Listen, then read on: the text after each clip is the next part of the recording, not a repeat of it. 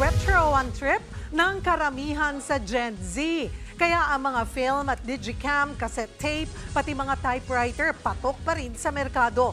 Yan ngayon ang inspirasyon ng huling typewriter technician sa Quiapo, Maynila. Kilalanin siya sa Frontline Report ni Gerard de la Peña.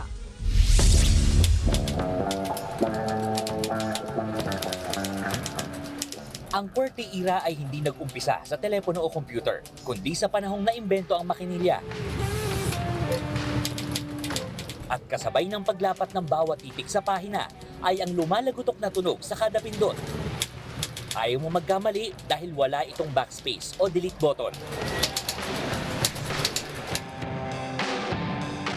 Lumang makina na, pero ngayon ay kinahihiligan ng ilang Gen Z na nagpapanumbalik daw ng sigla sa shop ni Gerald de la Cruz, ang sinasabing huling typewriter technician ng Quiapo, Maynila. 26 years na akong gumagawa ng typewriter dito sa Comandante Street. Ang hindi ko makakalimutan yung ginawa ko na Chrome US, 1886 pa yan eh.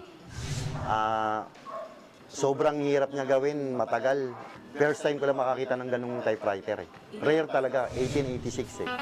Sa shop na ito, pwede mong ipa-repair at ipa-restore sa gusto mong disenyo ang natatago mong typewriter. Sa tagal ng technician ni Gerald, nagkaroon na rin siya ng mga suking celebrities.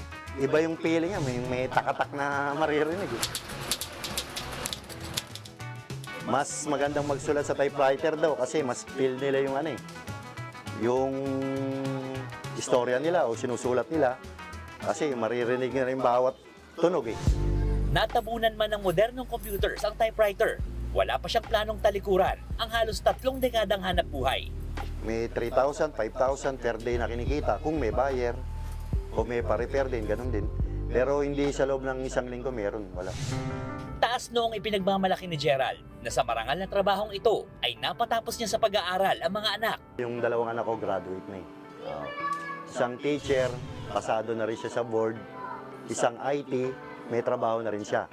Ngayon may 3 pa akong college, sabay-sabay.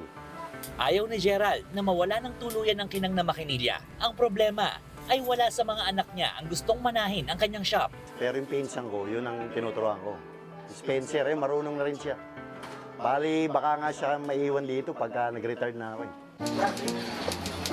Ilang beses na raw muntik magsara si Gerald, pero ginaganahan daw siyang ipagpatuloy ang trabaho, lalo't may mga katulad ni Christian, na 24 years old lang, pero tumatangkilik pa rin sa typewriter. Meron akong dalawa, isang portable, meaning may suitcase siya para pang-travel. Matagal ko nang alam yung fame ni Sir Gerald sa typewriter community. Kung may pupuntahan man ako na repairman or seller, mukhang siya na to. Sa typewriter ko ngayon, ginagamit ko siya madalas sa pagsulat ng mga draft ko, novels or script writing. Mas trip ko rin na physical yung gawa ko, na nakahawakan ko, nakikita ko kaagad, kaysa sa nakasave lang siya sa cloud.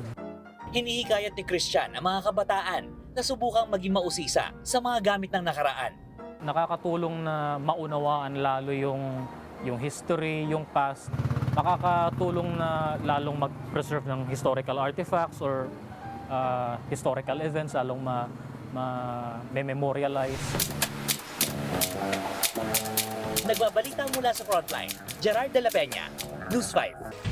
Mga kapatid, Cheryl Cosim po, huwag maging huli at maging una sa lahat sa balitaan.